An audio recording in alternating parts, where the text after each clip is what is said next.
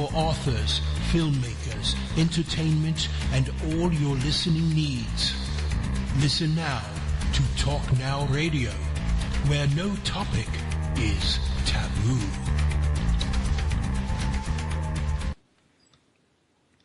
Hello, everyone. Welcome to Talk Now Radio. This is your host, Royce the Redneck Radio Man. And joining me this evening is going to be Peter Field. And he's got a new book out called The Chi of Change that we're going to be discussing today.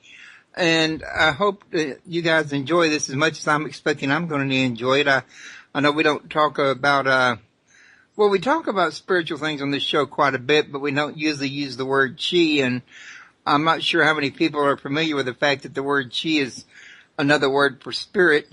Actually, it's a Chinese word. I think in Egyptian it would be ka, if I'm not mistaken. But we're still talking about the thing of spirit of change here, basically. So, Peter, how you doing today? I'm really well, Royce, and thank you so much for inviting me on your show. Well, I want to thank you for coming, and I want to remind everybody also that they can learn more about you by going to www.chiofchange.com, and he's got links to his book and other things there, his material, his bio, whatever you need to know about him, you can find out that way. If y'all want to call in and ask questions, the number is 832-632-7904.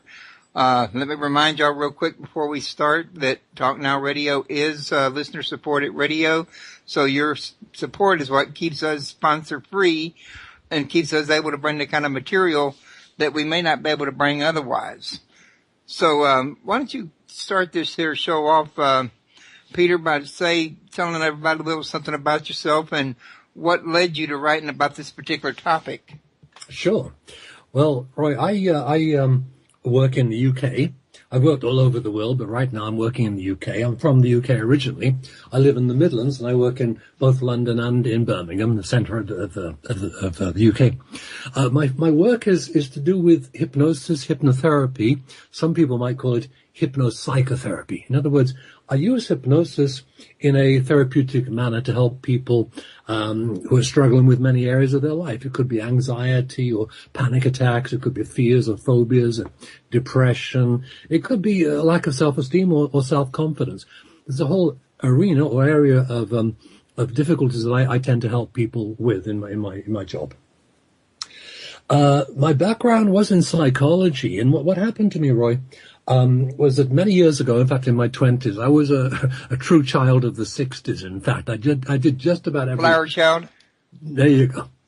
Well, I did just about every drug running, really, and also the alcohol. And I found myself hit rock bottom. I was homeless, I was drug addicted, and I was alcoholic. And I had to get myself back somehow from that state. I was pretty close to the end there, really.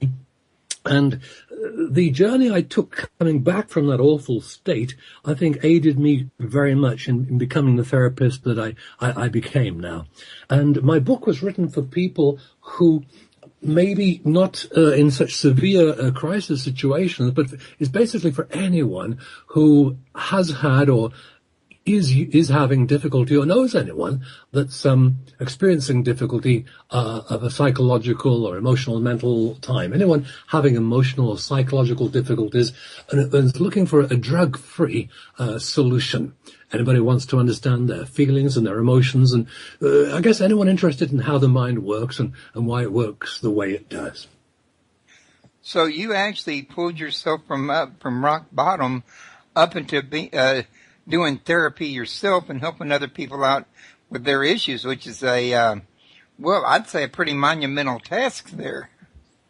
Well, it showed me one thing, Royce, and that is that nothing need ever be wasted. There were times when I was going through that awful time, and I sometimes get this expression coming, someone told me many years ago, teach us to laugh, but never let us forget we've cried. And you may have heard that before. I don't forget I've cried, and these days, for a long time now, I've been laughing and smiling quite a bit. And I like to pass that possibility on to everyone I meet. It doesn't matter what the past has been. It doesn't matter what the present is. Transformational change is possible. And that's my message of hope, basically, to everyone. So I'm able to use what I went through now, I think, to help other people. And Roy, I've studied with a lot of different really good teachers over many, many years. And I found the very best teachers are often the wounded ones. The ones themselves have been through the ringer, been through the mill, been in difficult situations and gotten out because they took with them an empathy and a compassion which you won't find in textbooks or within classrooms. So it was a school of hard knocks in life which enabled them to reach out and help so many people too. Well, in each one of these cases, though, doesn't it always boil down to the ones that actually get this here change are the ones that quit letting life dictate to them and grab the bull by the horns and create their own life? Yes, absolutely. It's change is possible only when the person is ready to say, I've had enough of playing this game.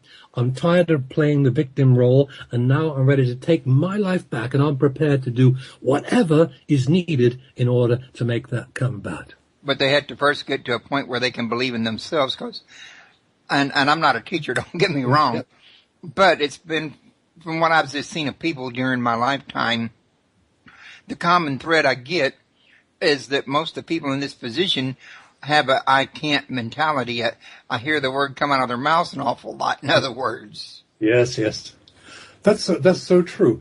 But even before the person is able to or can perhaps believe in themselves, they have to believe that it is possible. They have to believe that change is possible. Once that belief is there and it's instilled, change is possible. They may not know how. They may not know when, but as long as they accept it is possible for anyone to change regardless of their past, then the self-belief necessary, that can come a little later. But first, they need to understand and believe that change is possible for them. I think you said the key words right there, for them. Yes. Because another thing that I hear from people that's in the kind of situation you're describing a lot is, I'll tell them, well, look at me, I've overcame this. That's you. That's right. I hear that a lot. That's you. So true. So true. Yeah. That means they do have to realize that it's not just you. It's them too. It's anybody. Absolutely anybody. It can change. And once that understanding is there, once it's anchored or embedded within the person, that anyone can change. They don't have to know how to change. All they have to accept is that change is possible for them. Once they accept that, then change can be brought about with the right kind of guidance or therapy. Right. You lay the foundation, then you start looking for the materials, so to speak. That's where I'm coming from. So I believe that, yes, Royce. So your book is a sort of a self-help book. Not really self-help. I don't really tell people how to do it for themselves, but I do tell them what hypnosis and hypnotherapy, the right kind, can do for them. I basically break down the role of hypnosis and hypnotherapy treatment for all kinds of emotional and psychological difficulties, how hypnotherapy can be used to restore mental, emotional, psychological balance and bring real transformation and lasting positive change. It's not so much a how-to, it's more a why-to, and it's an explanation of the fact that it can be done.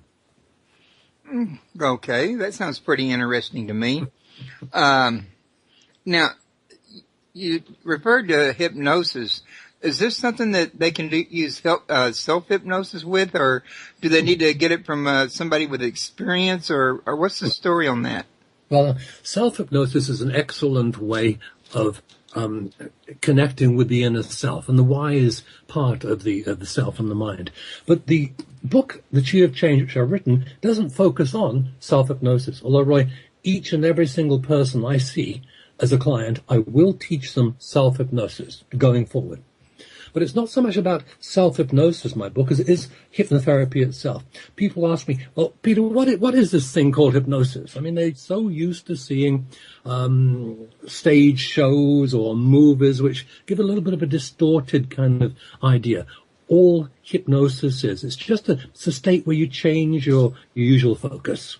And in this state, you move beyond the limitations of the conscious mind, where you can access the deeper mind. And Royce, in this state, we can accept helpful suggestions, and we can tap into powerful resources that are not usually available to us. And of course, with hypnotherapy, we use this state to bring about therapy. We use hypnosis for self-improvement, for the resolution of emotional problems, or even the management of pain.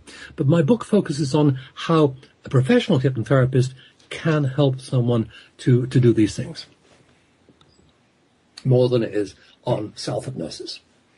But it's still good to be able to do it without a therapist if you're not able to afford one, because I think a lot of insurance companies, especially state-funded ones, don't like to cover this kind of therapy, do they? Well, no, this is the problem. It's becoming more and more acceptable.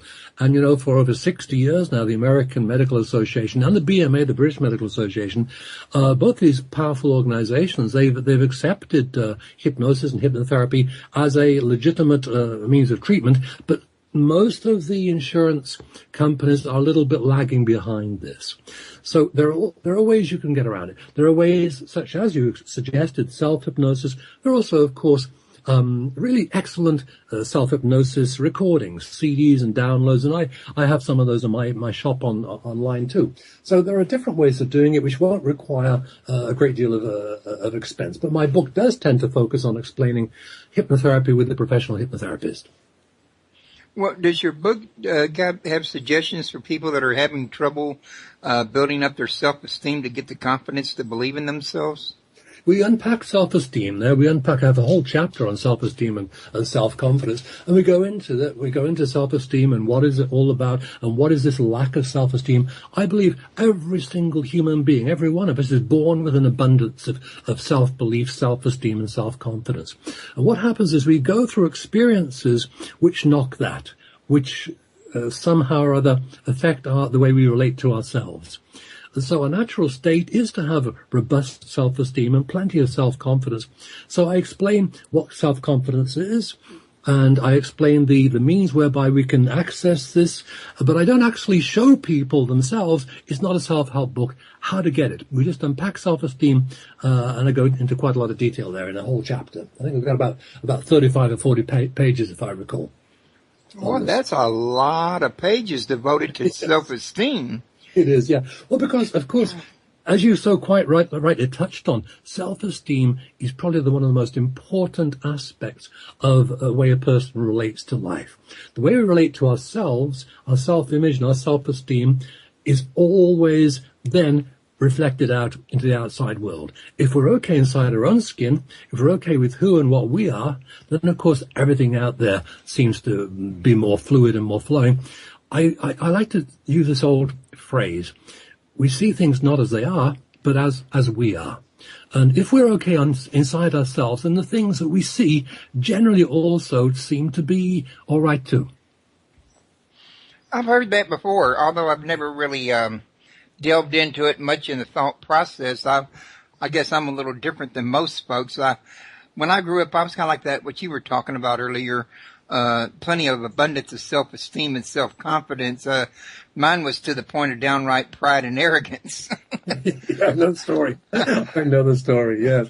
Yeah. And I'll confess right here and right now, Royce, that was a part of my younger years too. And that was part of my problem. I thought I had all the answers. And of course I didn't know my ass from my elbow. Forgive my rudeness here. But that was basically it. Life is a wonderful leveler, isn't it? Until I got that arrogance knocked out of me, I was unable to have the humility which enabled me really to connect with my authentic self, if I've been able to do it. Much less listen to others. That's right. Absolutely right. I think Leonard Cohen, the great Canadian singer-songwriter and poet, he's got a great line in one of his songs. Is it? There's a crack in everything. That's how the light gets in. And I've seen myself and so many other people's lives. There has to be some kind of crack in the arrogance or in the person so the light can get in. Yeah, you're probably right about that. And from what I'm hearing from you, I get a picture in my mind of a person that started out with an overabundance of confidence and arrogance, got knocked down into a negative, I can't do it attitude, and brought back up to a level place that had balance. Yes, I'd say you pretty well summed that up there. Right, absolutely right. Nothing's wasted. Nothing's wasted now. I see quite a lot of young people, and this last week I must have seen 2 or 3 teenagers, and they're coming with the attitude, and I know exactly what's happening there because I've been there too, and I think probably a lot of people have too. Yeah. Did you ever see that movie with not Bruce Lee, but the guy that trained him, Ip Man? At the very end of the movie, it had Bruce Lee coming in as a little 5-year-old child, or somebody playing the part and wanting to train with the guy. And because when I get bigger, I'm gonna beat up all the bullies. Yes. Sounds kind of like what you're talking about, doesn't it? Sounds like it. Yeah. So, but you do cover confidence a lot in this book. So what other kind of things do you cover in it? Well, we cover anxiety and depression. Anxiety's an interesting thing, Royce, really. So many of the people I see come to visit me because of this one emotion. In fact, there's some spiritual teachers believe that all human emotions can be reduced to 2 primary ones. In other words, everything else is derived from these 2 essential or basic human emotions. One of them, of course, is love. And the other one is fear. And anxiety is simply a form of fear. But it's a little different because anxiety is always projected fear. It's based on 2 little words, isn't it? What if? What if I can't do this? What if I make a fool of myself? What if I say the wrong thing? What if I can't perform? What if is the essence of all anxiety, isn't it? But fear is what drives so many, it motivates so many people, probably one of the worst motivators there is. So I have full chapter on anxiety in all its manifestations, all its forms, fears, phobias, public speaking, chronic panic anxiety attacks, panic attacks, and so on. But I also deal with You still there? Okay. Yeah, sorry. I was getting my breath here. Okay. No, that's fine. I just wanted to make sure. Sure, yeah. Okay. So I also deal with other things like depression. I have 2 full chapters on depression in my book. One chapter focuses on what I consider to be the medical approach. And another one is, which I consider to be a better approach, which is a drug-free, an electricity-free approach. Then I talk about another chapter on habits, another chapter on addictions. And addictions, when we think of addictions, Royce, often we'll think about drugs, we'll think maybe about alcohol. But I cover not only those things, but also behavioral addictions like gambling, sexual addictions, and all other forms of addictions too. And I talk about emotional eating, weight management, food addictions. And then, of course, I got the self-confidence and self-esteem. My final chapter, I wrap it all up, and a whole chapter is devoted there to what I consider to be my lessons and my learning, the things I've got from my journey about how to live in a balanced manner. It's called Balanced Living, is my final one, my final chapter. Sounds like you've learned quite a lot down through the years, though. You sound like you're well. Not to sound negative towards you or anything, but you sound like an older gentleman. Royce, I'm in my 60s. I'm 66 now, I think. Let me think. I must be about 66 now. So I'm no spring chicken. Absolutely right. Yeah. I'm about 54 going on 55, so I'm trying hard to catch up to you. If you'll just slow down for a few minutes, I might get there. You got a ways to go, Royce. You got a ways to go. Yeah. Royce, I met someone when I was in my early 20s, and a wonderful lady. She's from the States, and she told me, Peter, if I didn't look in the mirror, and I think she was about 82, if I didn't look in the mirror, I wouldn't know that I wasn't 28 or 30. And I thought, wow, that's kind of an accomplishment. I know now what she means. If I didn't look in the mirror, I don't think I would quite believe I was 66. I feel more like 35. And that's all because you're not carrying a lot of emotional baggage. I tend to let that go. Royce, at night when I go to bed, I hand it all over. The good stuff as well as the bad. People will find it maybe easier to hand over the bad stuff sometimes, but I figure we can't just keep the good stuff. Whatever's been our day, the bad stuff, the negative stuff, the positive stuff, hand it all over. Wipe the slate clean and get to sleep. And you wake up in the morning refreshed and re-energized and just saying, wow, let's get at it. How lucky can you get? Brand new day. Never thought about it that way, because I think most people would look at you and say, no, I'm not letting go of nothing that's good. You got to be kidding. Well, I think we need to let go, not of one, but of both, because that's the way we clean the slate. That's the way we square ourselves with existence. That's my take on it, and that's what I do anyway. Well, you'd probably have more balance in your life that way. It works for me, Royce. I've been doing this for many years now. It really does work for me. Oh, I would imagine so. I mean, like I say, I'm a firm believer that without balance in your life, you're going to have chaos in your life. And that means if you hold on to too much good, then you don't have enough bad. There's no balance. Well, something's going to have to catch up to you somewhere. Kind of like walking on a tightrope. You got to have as much weight going on your right arm as you do on your left arm, or you're going to fall at some point. In other words, that makes good sense to me. That makes absolutely good sense. Yeah. What was that the old martial artists used to teach some of their students about? You're going to get on the path. You're going to stay on the path. Don't go to the left. Don't go to the right. You stay on. There you go. So true. That's the old yin and yang, isn't it? It's the darkness with the light, and the two basically complement each other. Daytime, nighttime, yin and yang there. Today, the thing that I really have a difficulty with is the medical approach to human feelings and human emotions. You and me both. You do too. Okay. Good. All this medicating ADHD, depression, and I mean, have you ever watched commercials, Peter, for these antidepressants, Vilify and some of those other ones? And they admit that they actually have been known to cause depression and thoughts of suicide, while you're in there being treated for depression and thoughts of suicide. And what is depression, Royce? I mean, first of all, the antidepressants are based on a theory which has never been clinically about a chemical imbalance in the brain. Serotonin. And this is a theory going back to 1950s, the early 1950s, when the theory then, and then, of course, the pharmaceutical companies took a great deal of interest because they're saying, well, if we could have this as a theory, well, surely as a chemical pharmaceutical industry, we can produce a chemical to correct this imbalance. So there we are, the antidepressants were created. Prozac was a wonderful name, wasn't it? It was the name created. Wonder drug of its time. Yeah, well, it wasn't the first one, but it certainly was the one that broke all the records. It became the pin-up pill in town. Before Prozac was released, people were going to the doctors and demanding and asking for Prozac before it's even released onto the market. The largest propaganda and advertising campaign in the history of the pharmaceutical industry was propagated around that.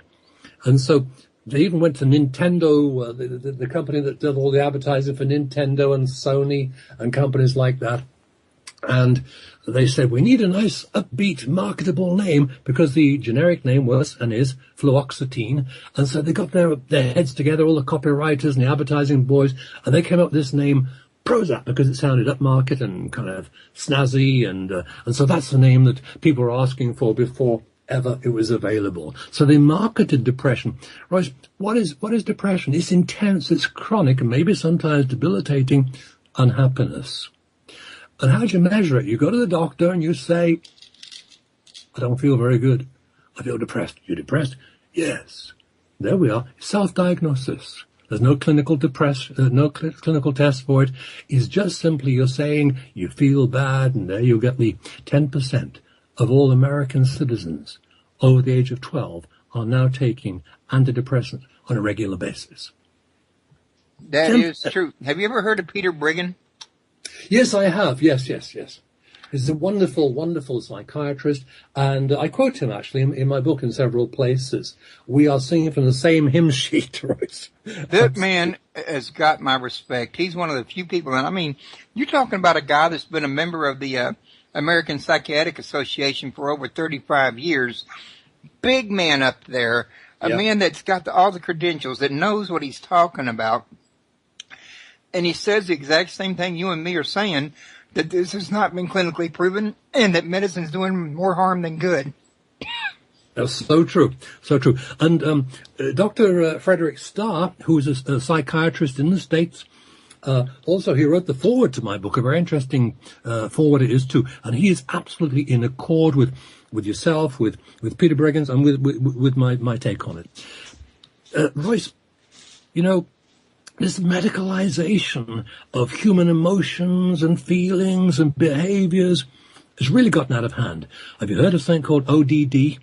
Oppositional defiant disorder. You ever heard of that? Yeah, my son, Junior's been, diagnosed with, actually 2 of my kids are diagnosed with it, but one of them's off of medication now, the other one, actually they're both off now.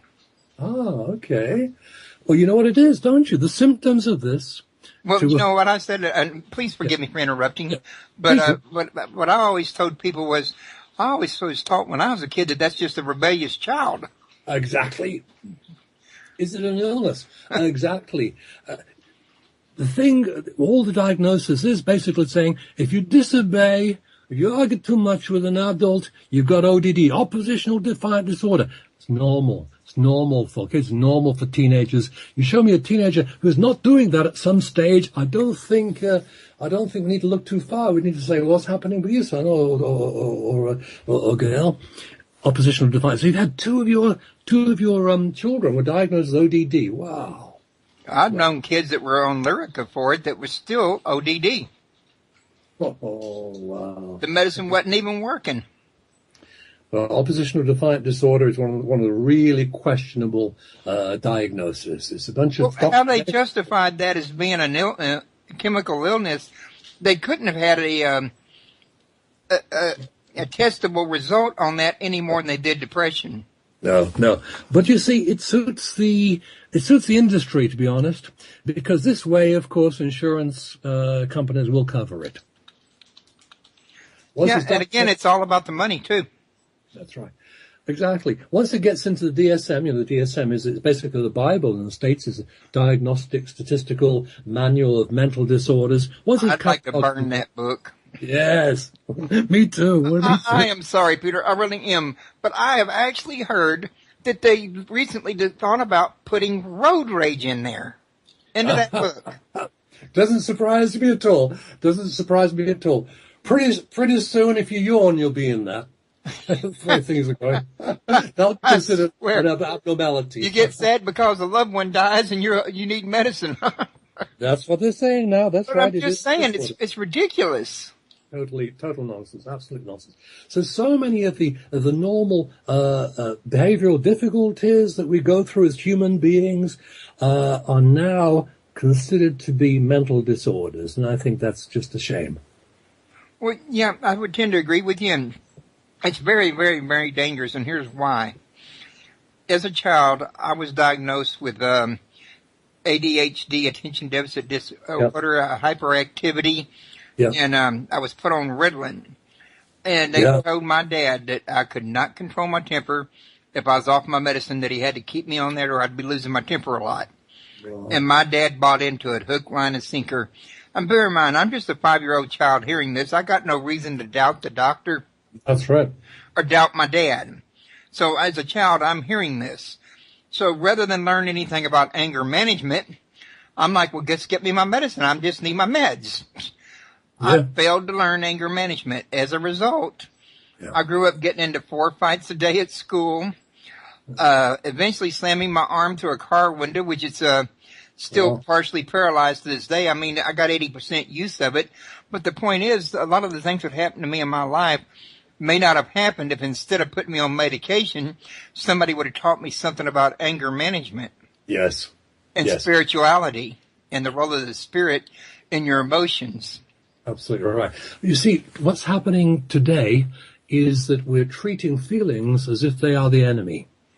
Difficult feelings have become the ogre and the enemy. But for me, no matter how inconvenient feelings are or seem to be, they're not the enemy.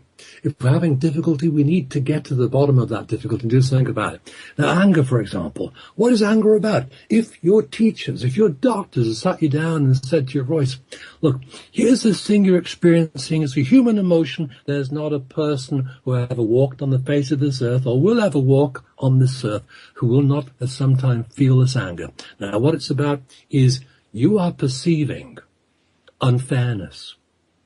You're feeling a sense of injustice. Anger is always fueled by this perception. It's not fair.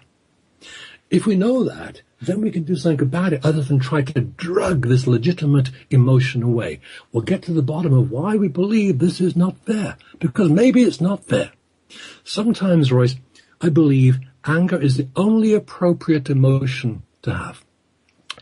If you walk down a street and you saw someone being cruel to an animal, kicking a dog or a cat into the gutter and really wounding them, aren't you entitled, shouldn't you feel rage or anger on behalf of that defenseless animal? I know I would. Sometimes anger is the only appropriate response.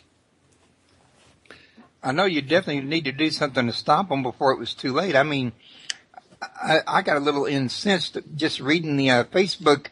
Somebody posted a news article the other day about a guy in Florida who is in the mental ward that they had, he had evidently, pooped himself and smeared it on the walls or whatever. And as a punishment, they actually stuck him in a shower and locked him in there with the water turned up on hot, and he ended up dying due to shower burns. And I'm like, my God. Yeah. Appalling. Absolutely appalling. Unfortunately, the people maybe responsible for that were inadequately trained, and certainly inadequately supervised. That's an appalling story. Well, I think it's also reflective of a society that's for years been medicating emotions and nobody's been teaching about coping skills. Exactly. Yeah. That's absolutely right. I'm sure those guards were never taught coping skills as children. That's right. Once we understand why we're having the emotion, then we can learn how to deal with that emotion. We can learn how to channel that emotion. If a teacher had told me when I was a child, Peter, you're going to get times when you feel sad. Now, what's this telling you? It's a message from your feeling part of your mind, the subconscious mind, saying you're perceiving something is being lost. And my book explains all about these feelings and emotions, what they're for, why we have them. And these difficult emotions, I use the word chi as a metaphor for them, because we tend to change in response to these emotions. These difficult emotions, they're the precursors of change. They're an energy there which flows through us, which get us to take action to improve our lives. Well, from my perspective, and I left the church long ago, and I'm more of a student of the mysticism and spirituality now than what I used to be.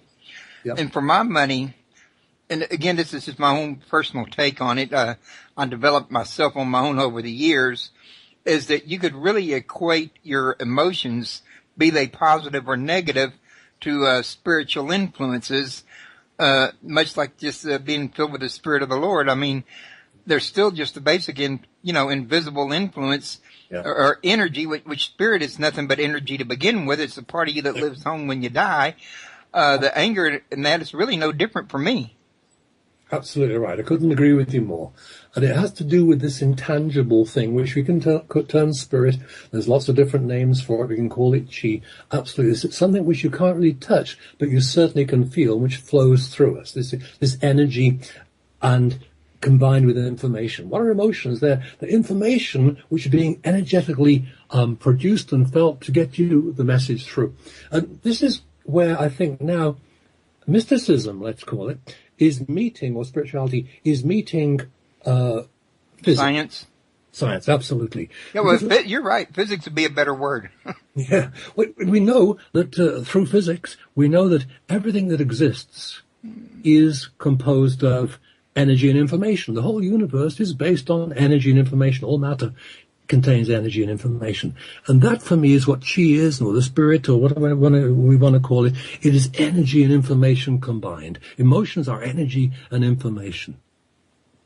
Yeah, that's very true. So, it comes down to what I was saying a minute ago. It's still the same thing. But yeah, I would tend to agree with you. And, a lot of people don't seem to realize that it's not a lot different from a computer that's based on information and energy. Absolutely. The way I see the mind is exactly as that. If all we were computers, however, we'd be machines. And we're not machines. There's something intangible in us which goes beyond the mechanics. Yeah, something sentient. Yeah, and this is what I focus on in my final chapter of balanced living. I talk about this, and I talk about meaning and purpose and all these profound things to wrap up in my final chapter.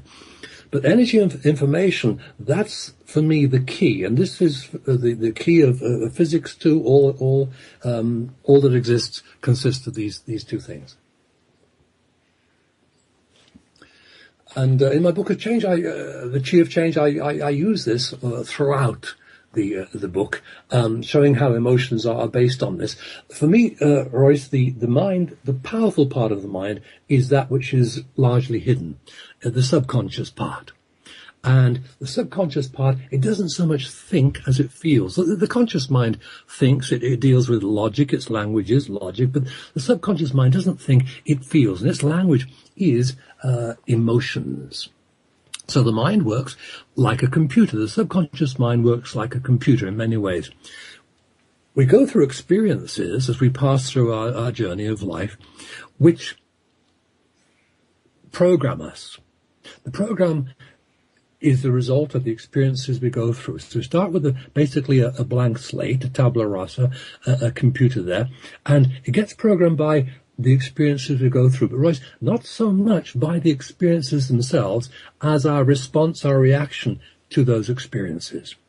So we go through an experience and it affects us in some way, and then the effect comes back as a piece of programming by which we measure all similar situations and experiences in the future. And this is how the mind basically gets programmed to respond as we go through life. But some of those programs are a little off, a little faulty, because they're not really based on fact. They're based on our childhood interpretation, our opinion as children of what was really happening. Tradition. And, exactly. An opinion is not fact, is it? No. A lot of people like to think it is, but it's not. Oh, yes.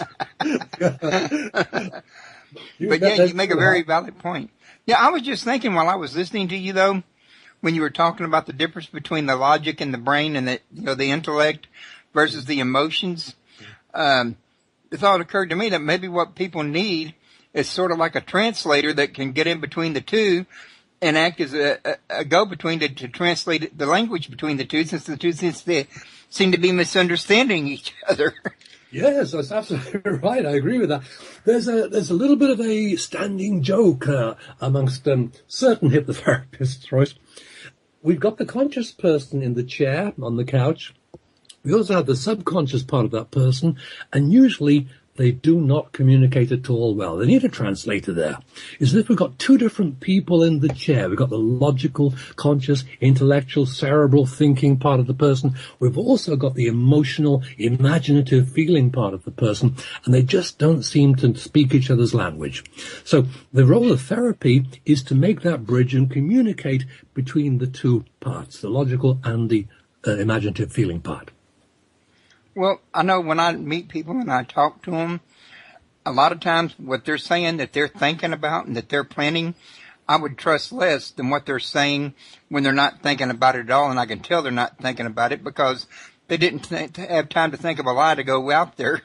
There you go. That's right. And of course, good old Sigmund Freud. I'm not a Freudian, by the way, Royce. Don't get me wrong. Good old Sigmund Freud. He based his whole psychoanalytical theory on this idea. Just the thing which comes first to the mind, that's really the truth. The Freudian slip, the thing that slips out when you're not expecting to come out, that's really the truth. Of course, what he was doing, he was basing it on his experiences with hypnosis. But Freud was a pretty poor hypnotist. He was, in fact, really poor. He used to believe only a very small percentage of people could be hypnotized, when the truth is anyone could be hypnotized. And it used to take him a couple of hours to put someone into trance, and then it wasn't very good anyway. He had a colleague who was a GP in Vienna, a guy called Dr. Breuer, B-R-E-U-E-R. Dr. Breuer was really a good hypnotist, and Freud was an intensely jealous person. So Breuer was getting all the results, and Freud couldn't get the results, and he kind of erupted. And so he said, "Hypnosis, there's nothing in it." And because Freud said no, for more than 50 years, hypnosis was relegated to stage shows, and it was just wiped away from any kind of serious psychological therapies. Fortunately, now it's back on the agenda. Well, that's a good thing it's getting back on the agenda, but I know that I wouldn't blame Sigmund Freud 100% for that.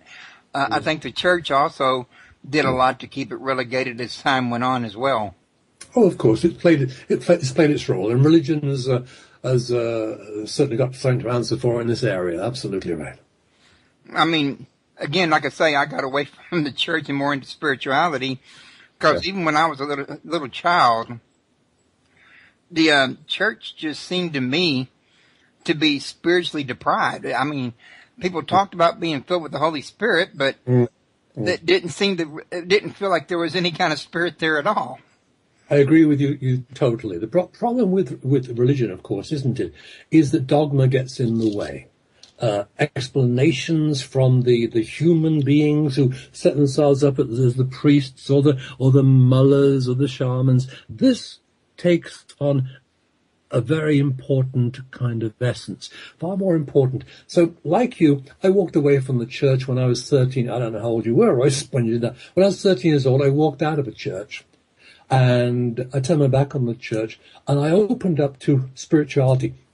I didn't really find my spirituality until I was well into my 20s and I'd hit rock bottom. But I know now the difference between a spiritual existence and a religious existence. I have nothing against religions as long as it gets you through the night and you don't interfere with other people's ability to do the same. You don't infringe on their civil rights, that's fine. But for me, so much of organized religion seems to be contrary to what spirit is really about. Yeah, I'm on the same boat as you, only I didn't get the message quite as young as life. I was teaching Sunday school in my 30s. Okay, right. Well, you probably didn't have a priest that I had when I was 13. Well, you got to bear in mind my dad was a preacher, my whole family was Christian, and I was really heavily indoctrinated. But, you know, looking back onto the thing, some of the stuff that you and me are talking about was actually created, you know, people's emotions, how they deal with them, and their lack of dealing with them is also influenced by what's taught in church tradition, what kind of parents were raising the kids that were going to church. I know of cases where Christians would go home and rape their sons and daughters, for example. You know, this couldn't be good for people's emotions. Then there's doctrines. They teach them hate. They teach them bigotry. You know, in a lot of Christian homes, there's not a lot of spirituality taught, and there's not even a good, healthy coping skill taught, and a lot of them don't understand the difference to begin with. So very true. And it's not solely, I think, the case of Christianity. I think that the whole spectrum of religions which are based on the same kind of precepts or concepts, aren't they, Royce? We talked a little earlier on about anger, and I mentioned my belief that anger is based on this sense of injustice or unfairness. When we perceive injustice, we get this emotion which we label anger. But there's another emotion which I believe is also based on unfairness, this concept of unfairness or perception of unfairness, and that is guilt. If anger is an emotional response to the unfairness of others, then guilt surely is the emotional response to unfairness which we ourselves are generating. And of course, it's in religion's interest to make sure that you know how to do guilt. Oh, yeah. Not just Christianity, but it's particularly good at it, because this, of course, is a wonderful, wonderful paradigm or a wonderful box which will make people have this emotion come back and come back and come back in an attempt to deal with this emotion, much of which can have been generated by the religion. Well, then, too, there's more to it than that also. I mean, I don't know if you've ever heard of Adrian Roberts or not, but I saw him do a sermon one time where he taught about guilt, and he actually broke it down to the fact that you got two different kinds of guilt, and one of them would cause you to feel negative about yourself, would lower your self-esteem, and you'd be thinking you're a bad person because of something you've done bad. And he said there's a difference between that and the kind of guilt that make you regret what you did enough to make you want to change it and to try to do better, in other words. But when the average person's in their house raising the child, they don't realize there's a difference, much less teach it to the child. Absolutely right. I tend not to use the same word for both of those instances, Royce, but I accept that it is possible. I tend to divide those two different emotions into guilt and into shame. Guilt is when I feel sorry, when a person feels sorry or remorse for their action. And this is actually a pretty healthy thing if it's taken in the right way and not being spread by religions or authority figures. But it's a corrective action. If I feel like, well, I wasn't exactly fair there, I can do something about it to be fair. And in that way I can grow and I can move forward. But the other one, shame, is not actually remorse for what I've done. It's remorse for who I am. And that's an enormous difference. So between shame and guilt, for me, there's a big gulf. And if I had to choose between the two, well, remorse for what I've done, I think is instructional to a degree. But remorse for who I am, I don't think that's too helpful. I would tend to agree with you on that. And I think what I see happen in my childhood and a lot of others as well, is that they get conglomerated into one and taught as one single thing. And I'm not so sure people do it intentionally, but intentionally or not, it still has the same outcome and effect. Yes, absolutely. And therein lies the danger. That's quite right, too. It's like this word pride, isn't it? In English, we only have one word for it. It's pride. But in other languages, for example, in French, there's two words for pride. There's a word for pride which can be healthy, a sense of self-pride. But the other word is maybe false pride, which is two words, isn't it? So maybe we ought to get a different word for false pride, too, to separate the two. I think a degree of pride can be very healthy. It has to do with self-respect and holding your head up and approaching existence with a certain confidence. That pride in your appearance, maybe pride in your own humanity.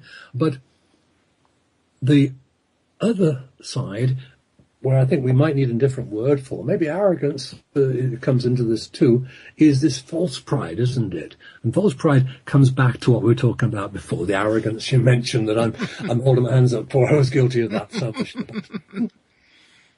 Yeah, the good thing is we're old enough now to know better. And me, at least, I'm young enough to do it all over again. You're a lucky son of a gun. That's right. I'm sorry. Devil made me go there, Peter. You go there all you like. Royce, I'm so happy to be alive. If I was, I believe, 86, I would be happy. I hope to heavens I'm happy to be alive. 66, 26, 56, what a gift. What a gift to be here. What a gift to be talking to you. What a gift to be waking up in the morning saying, here we go, another chance to get it right. Another great new gift of a day. Well, you're a very extremely fascinating character with a very healthy outlook on life. You'd be one of those people that I would be amazed if you ever come down with Alzheimer's. Because I really believe that what happens to the people with Alzheimer's, it's one of those use it or lose it type situations, and they lose it as they get older pretty much.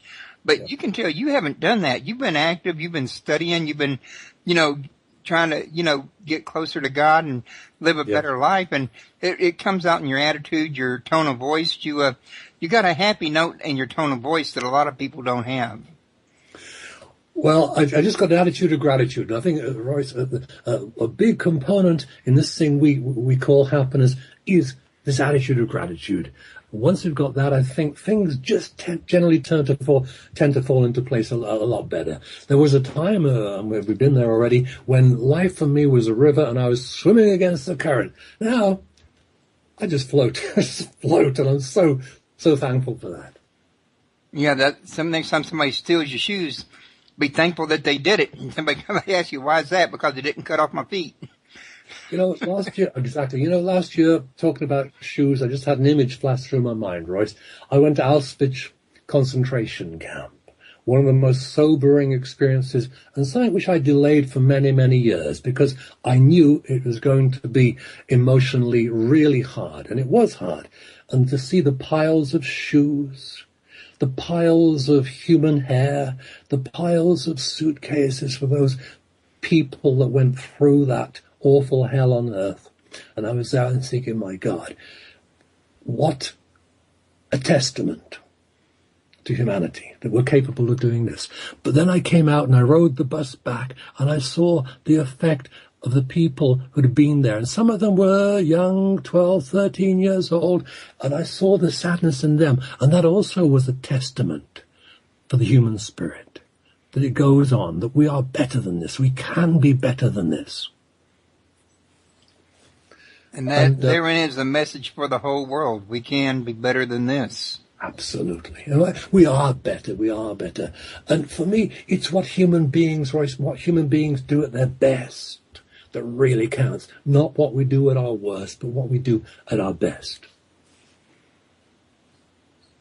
Now, also, it's about 10 minutes till the showtime's over, and I didn't want you to escape without telling us if you had any other books coming out, or you got any book signings, or do you do any workshops or anything like that?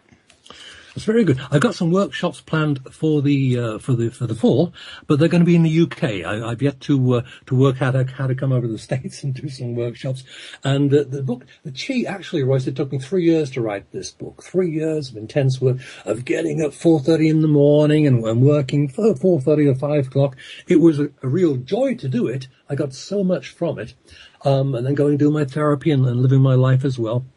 But that's it for now. I have another book which I'm actually giving away as a download free called A Sense of Joy. And this is basically, it's a little essay or an article or you can call it a meditation for each week of the year. So we've got 52 odd different meditations. It's an inspirational thing based on my thoughts, my thinking and life and the people that have come to see me, what I've learned from life.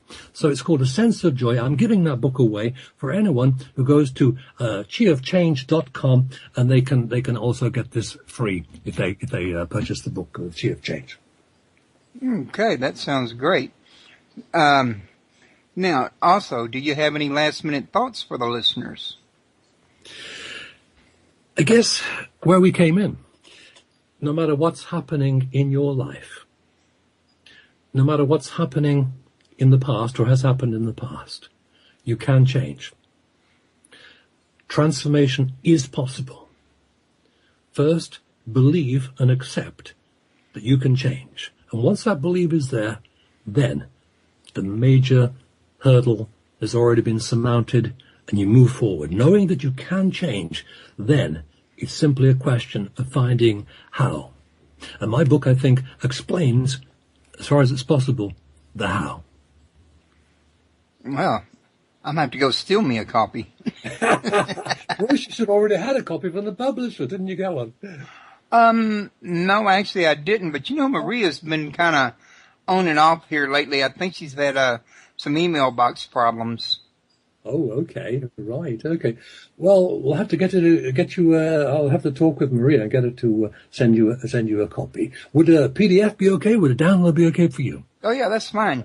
That's Well, great. I was going to ask you also, I do a show every Thursday over at, Revolution Radio. It's a big network. It's got some 60 other shows there, other than mine. So they've got a show going 24/7, Oh. and their chat room's full of listeners 24/7. I wonder if some of those people ever sleep. Huh. But a lot of the hosts, they will attend the shows as well.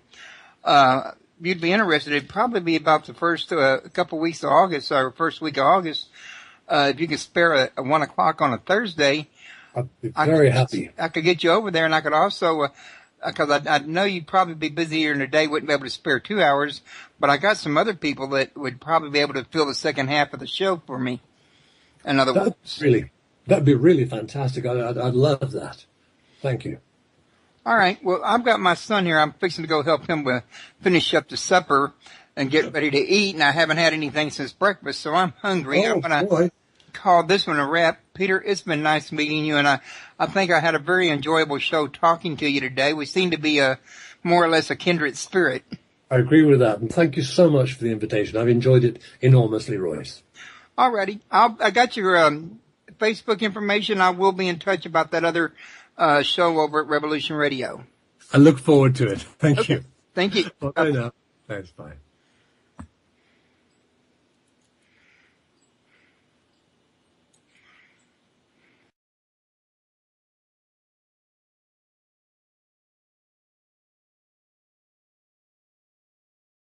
boil down to the ones that actually get this here change are the ones that quit letting life dictate to them and grab the bull by the horns and create their own life? Yes, absolutely. It's change is possible only when the person is ready to say, I've had enough of playing this game. I'm tired of playing the victim role, and now I'm ready to take my life back, and I'm prepared to do whatever is needed in order to make that come back. But they have to first get to a point where they can believe in themselves. And I'm not a teacher, don't get me wrong, Yep. but it's been, from what I've just seen of people during my lifetime, the common thread I get is that most of the people in this position have a I can't mentality. I hear the word come out of their mouths an awful lot, in other words. Yes, yes. That's so true. But even before the person is able to or can perhaps believe in themselves, they have to believe that it is possible. They have to believe that change is possible. Once that belief is there and it's instilled, change is possible. They may not know how.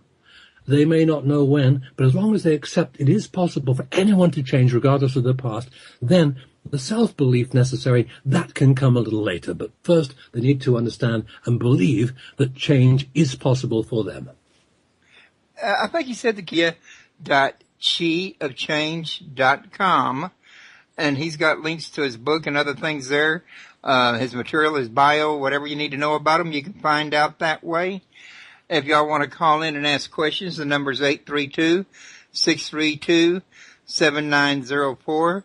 Let me remind y'all real quick before we start that Talk Now Radio is listener-supported radio, so your support is what keeps us sponsor-free and keeps us able to bring the kind of material that we may not be able to bring otherwise.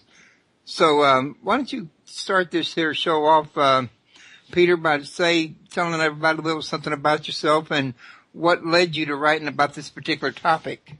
Sure. Well, Roy, I work in the UK. I've worked all over the world, but right now I'm working in the UK. I'm from the UK originally. I live in the Midlands, and I work in both London and in Birmingham, the centre of the UK. My work is to do with hypnosis, hypnotherapy. Some people might call it hypnopsychotherapy. In other words, I use hypnosis in a therapeutic manner to help people who are struggling with many areas of their life. It could be anxiety or panic attacks. It could be fears or phobias, or depression. It could be a lack of self-esteem or self-confidence. There's a whole arena or area.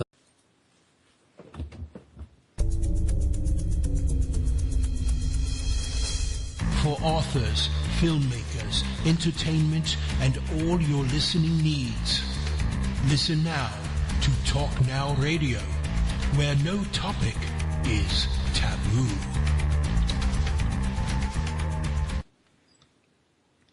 Hello, everyone. Welcome to Talk Now Radio. This is your host, Royce the Redneck Radio Man. And joining me this evening is going to be Peter Field, and he's got a new book out called The Chi of Change that we're going to be discussing today.